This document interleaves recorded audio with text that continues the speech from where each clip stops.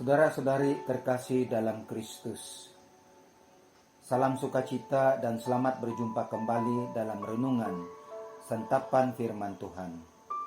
Bacaan Injil hari ini dipetik daripada Injil Markus bab 7 ayat 24 hingga 30. Inilah Injil suci menurut Markus. Dimuliakanlah Tuhan. Pada waktu itu, Yesus meninggalkan daerah Galilea dan berangkat ke daerah Tirus. Ia masuk ke sebuah rumah dan tidak mau bahwa ada orang yang mengetahuinya. Tetapi kedatangannya tidak dapat dirahasiakan. Malah seorang ibu yang anaknya perempuan kerasukan roh jahat segera mendengar tentang dia, lalu datang dan tersungkur di depan kakinya. Perempuan itu seorang Yunani bangsa Siro-Fenisia. Ia memohon kepada Yesus untuk mengusir setan itu dari anaknya.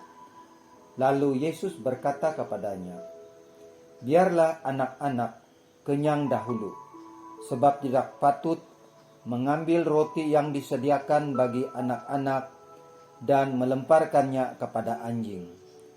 Tetapi perempuan itu menjawab, "Benar Tuhan, tetapi anjing yang di bawah meja juga makan rima-rima yang dijatuhkan anak-anak." Maka kata Yesus kepada perempuan itu, "Kerana kata-katamu itu, pergilah sekarang, sebab setan itu sudah keluar dari anakmu." Perempuan itu pulang ke rumahnya, lalu didapatinya anak itu berbaring di tempat tidur, sedang setan itu sudah keluar. Demikianlah sabda Tuhan. Terpujilah Kristus. Saudara-saudari, Injil pada hari ini bercerita tentang seorang perempuan Yunani bangsa Siro-Fenisia yang datang berjumpa kepada Yesus, memohon agar anaknya yang kerasukan roh jahat dapat disembuhkan. Tetapi apa yang terjadi? Ia tidak mendapat apa yang dimintakannya. Sebaliknya, permintaannya ditolak oleh Yesus. Saudara-saudari, adakah perempuan ini menyerah ataupun berputus asa? Sudah tentu tidak. Ia tidak berhenti dengan penolakan itu.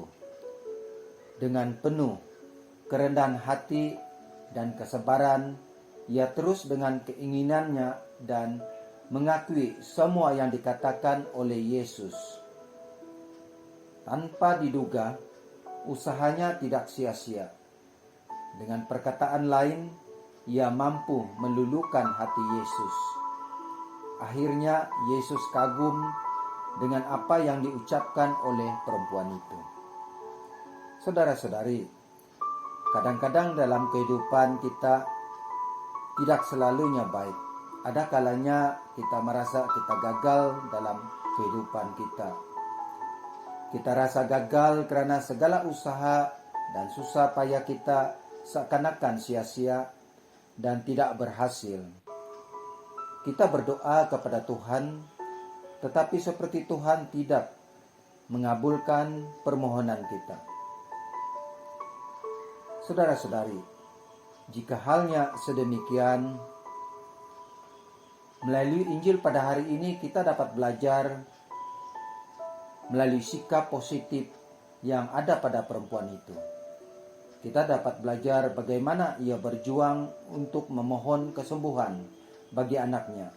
Kita juga dapat belajar bagaimana bersikap rendah hati dan percaya pada Tuhan.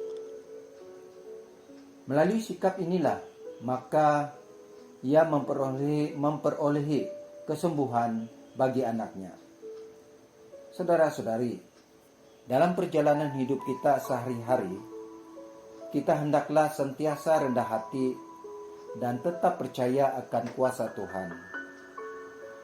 Oleh itu, saudara-saudari, sikap perempuan ini menginspirasikan kepada kita untuk tidak berputus asa dalam menghadapi semua permasalahan hidup.